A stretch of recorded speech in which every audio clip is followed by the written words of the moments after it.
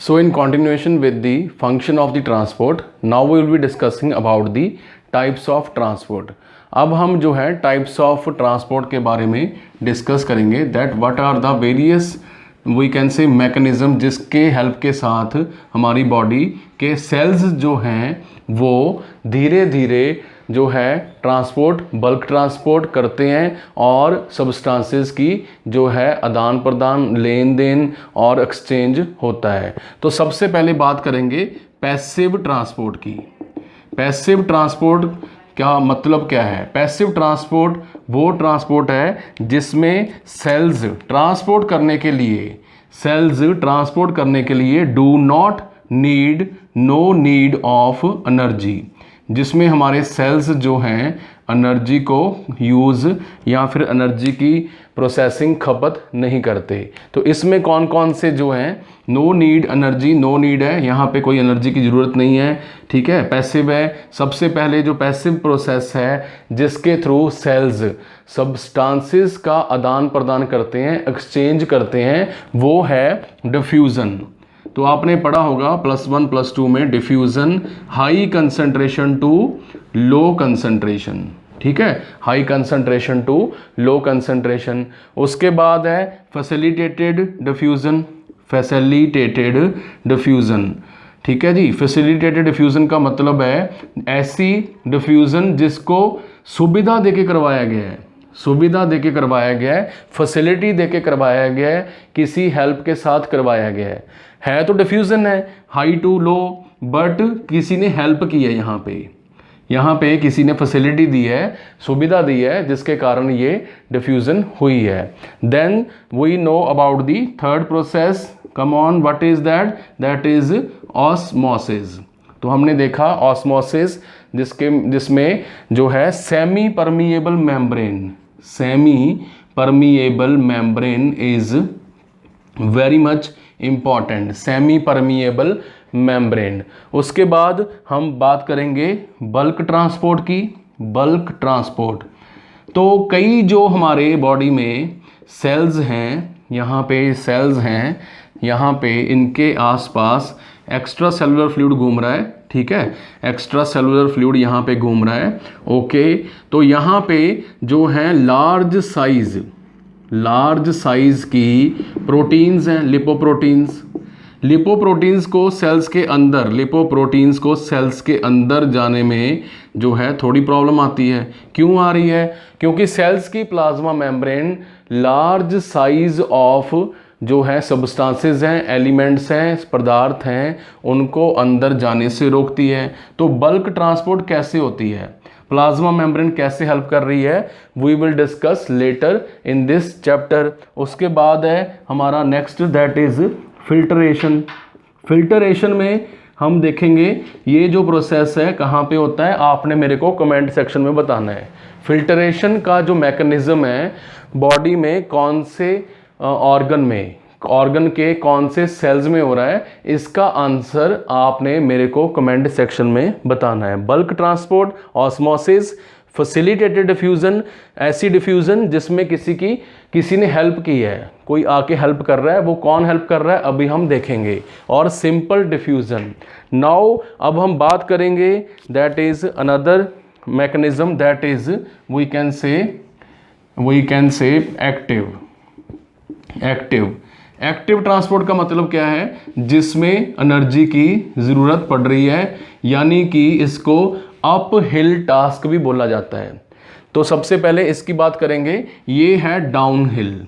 ये ऐसे है कोई एनर्जी की ज़रूरत नहीं है यहाँ पे, तो हमने देखा that this is down hill activity. यहाँ पे ऐसे है जैसे आप कोई बाइक पे हमारे पहाड़ी के नीचे आ रहे हो, इसमें फ्री फॉल है, कोई एनर्जी की ज़रूरत नहीं है, that is why it is called down hill mechanism, down hill activity. But यहाँ पे यही बाइक आपने पहाड़ी के ऊपर जो है पैडल करते हुए लेके जाना है, तो यहाँ पे एनर्जी की जो है खपत है वो हो रही है। तो यहाँ पे कौन से प्रोसेसेस हैं एक्टिव ट्रांसपोर्ट के अंदर? Sodium potassium pump, very right, sodium potassium pump जो है यहाँ पे सोडियम पोटाशियम ATPases, जो हैं यहाँ पे काम कर रहे हैं। इसके अलावा हम देखेंगे जो है प्राइमरी ट्रांसपोर्ट, सेकेंडरी ट्रांसपोर्ट के मैकेनिज्म हैं यहाँ पे टेक प्लेस कर रहे हैं। तो कुछ जो प्रोसेसेस हैं उनके अंदर हमारी एक्टिव चल रही है ट्रांसपोर्ट, और कुछ जो सेल्स हैं वहाँ पे चल रही है हमारी पैसिव ट्रांसपोर्ट। तो हम डिटेल में चर्चा करते हुए सबसे पहले शुरू करेंगे topic that is the part of the we can say passive transport, जिसको down hill we can say transport भी बोला जाता है। उसके अंदर सबसे पहला जो टॉपिक है हमारा वो है simple diffusion. So what is simple diffusion? It is the movement of the particles, it is the movement of the particles from higher concentration to the lower concentration। तो जैसे ही हमने देखा हमारा ए पार्ट है सबसे पहले we can say passive transport. तो हमने देखा पैसिव ट्रांसपोर्ट के अंडर सबसे पहला जो पार्ट है दैट इज सिंपल डिफ्यूजन। तो डिफ्यूजन में क्या हो रहा है, पार्टिकल्स जो हैं यहाँ सेल्स हैं, ठीक है जी, ये सेल्स पड़े हैं। तो सेल्स के अंदर जैसे ही जो हमारा एक्स्ट्रा सेलुलर फ्लूइड है, एक्स्ट्रा सेलुलर फ्लूइड जो है वो मूव कर रहा है सेल्स के आसपास। तो इस ECF यानी कि एक्स्ट्रा सेलुलर फ्लूइड से पार्टिकल्स किस में मूव कर रहे हैं, सेल्स में मूव कर रहे हैं। From higher to lower concentration, ज़्यादा से कम की तरफ आ रहे हैं।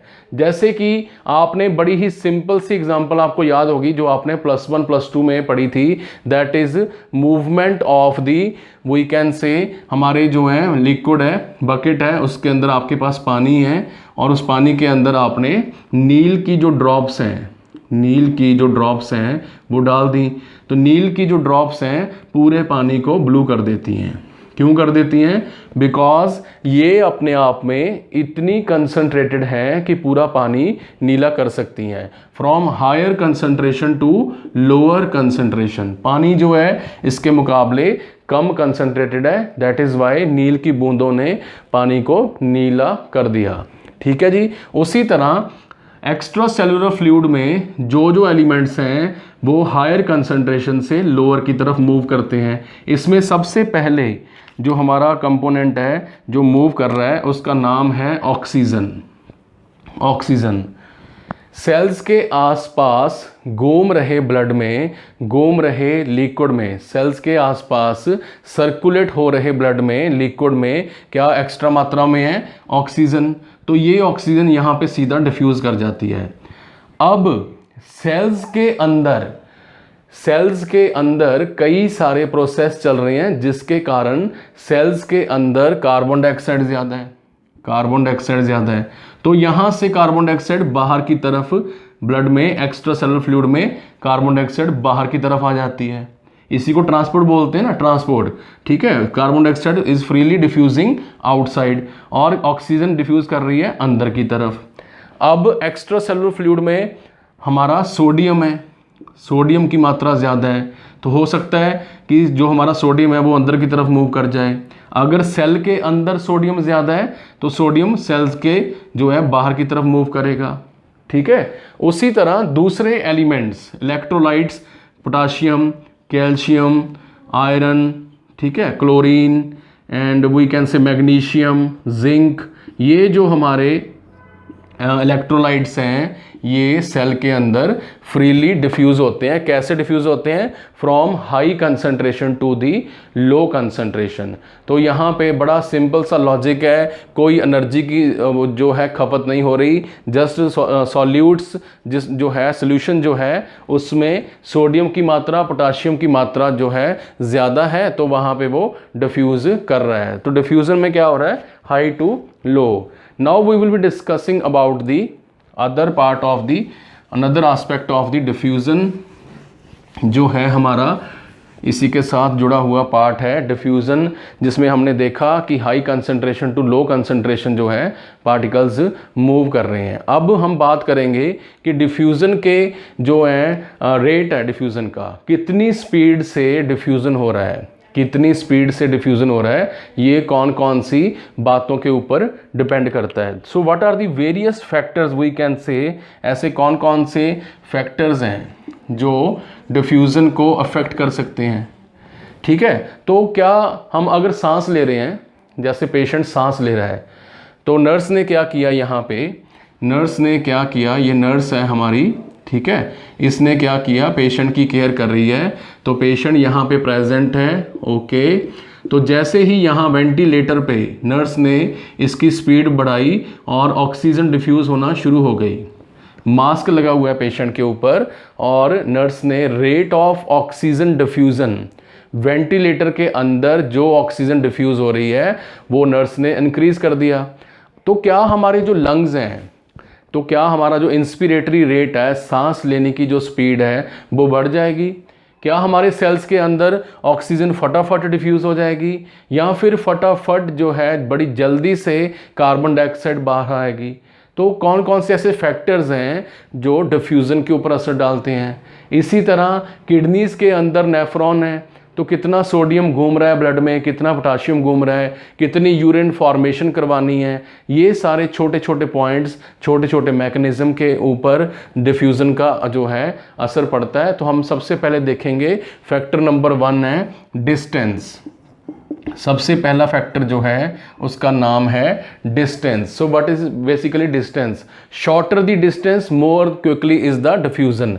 जितना पास होंगे, जितना पास होंगे सेल्स और ECF, ठीक है, उतना जल्दी जो है डिफ्यूज़न हो जाएगी, उतना जल्दी डिफ्यूज़न हो जाएगी। पहला फैक्टर है हमारा डिस्टेंस, ठीक है। बहुत कई सेल्स तो ऐसे हैं जिनकी मेम्ब्रेन बहुत ज़्यादा पतली है।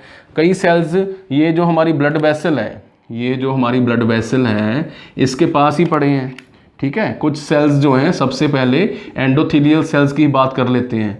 तो हमने देखा कुछ सेल्स जो हैं हमारी ब्लड वेसल के पास ही पड़े हैं।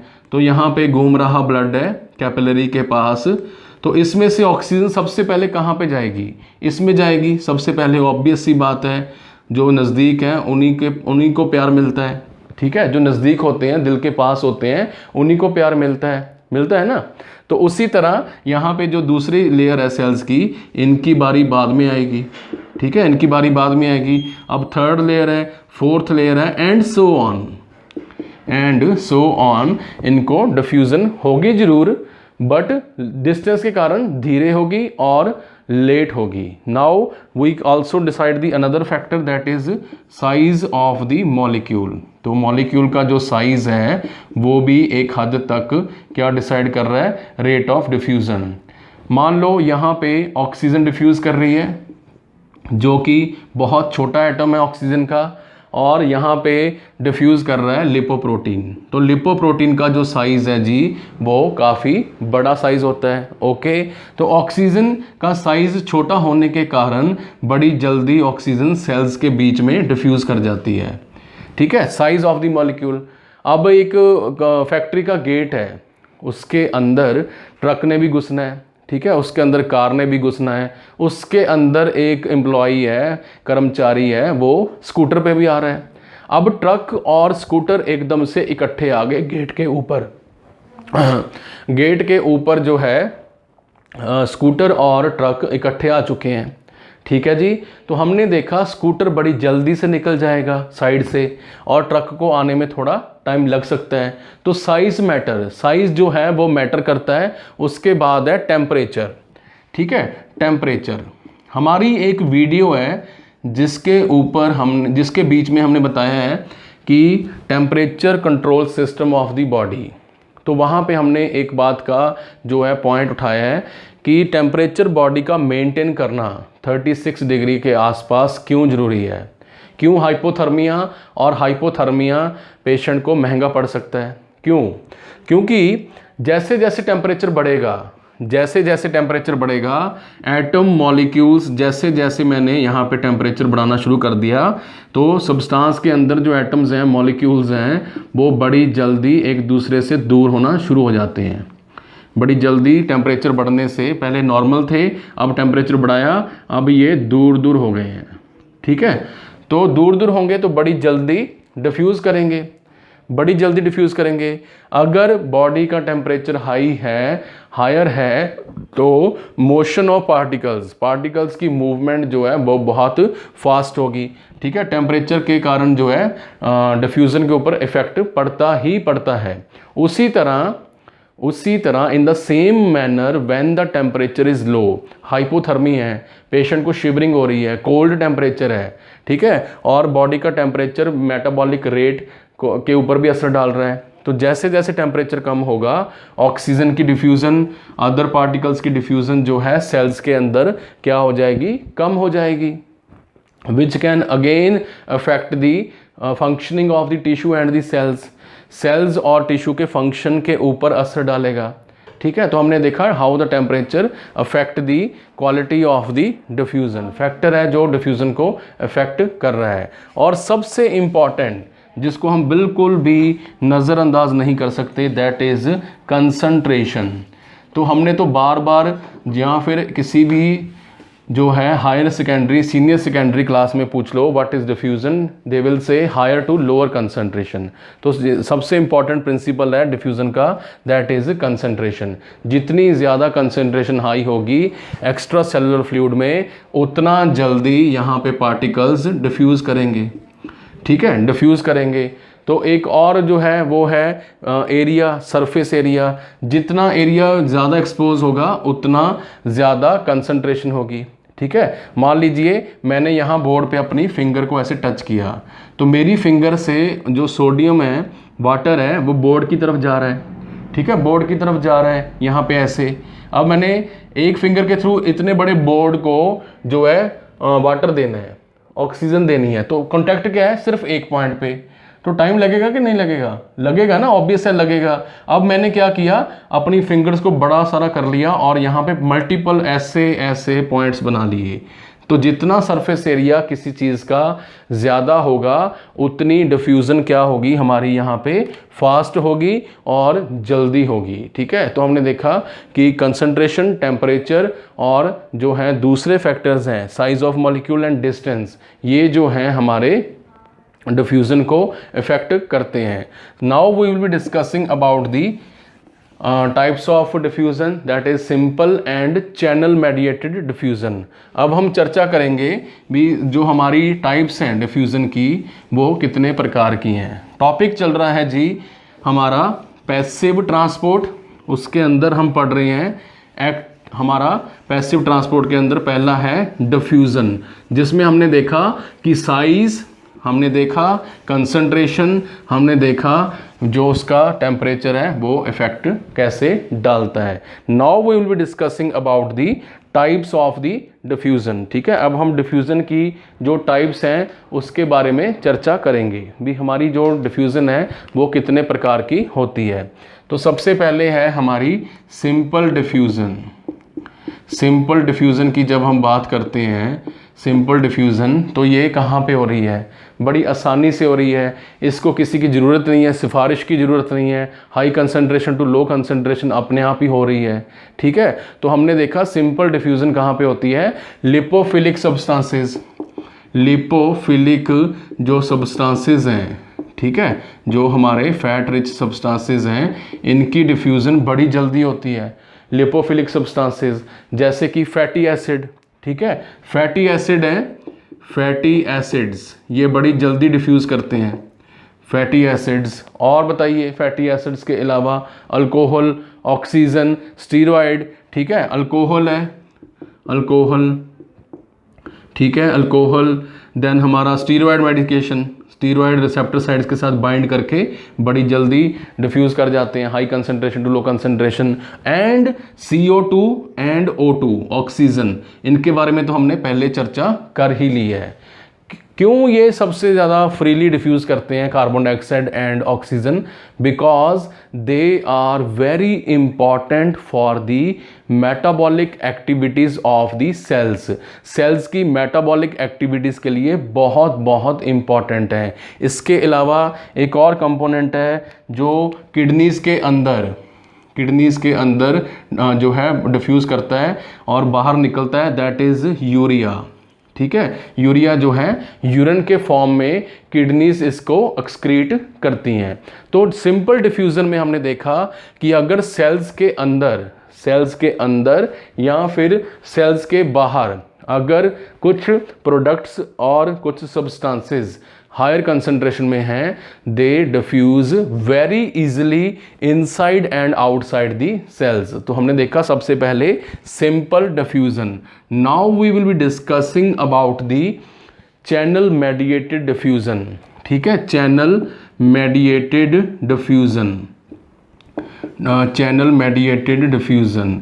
इसमें क्या हो रहा है, इसमें क्या हो रहा है, जैसे ही ये सेल की मेम्ब्रेन है, ओके, तो यहाँ पे कुछ स्पेशल जो हैं चैनल्स बने होते हैं, कुछ स्पेशल जो हैं चैनल्स बने हुए हैं। ठीक है जी, स्पेशल चैनल्स क्या कर रहे हैं, स्पेशल चैनल्स स्पेशल चीज़ों को ही, स्पेशल सब्सटेंसेस को ही डिफ्यूज़ करने की परमिशन मिलते हैं, यानी कि मेडिएशन कर रहे हैं, विचोले का काम कर रहे हैं, विचोलिया बन रहे हैं। ठीक है, दलाली का काम कर रहे हैं भी भाई हम तेरे को ही जाने देंगे अंदर, सोडियम को ही जो है अंदर बाहर जाने देंगे, पोटाशियम को ही अंदर बाहर जाने देंगे, और यहाँ पे जो सिंपल गेट्स हैं उनके थ्रू मूव कर रही है ऑक्सीजन अंदर और CO2 बाहर। ठीक है, CO2 बाहर।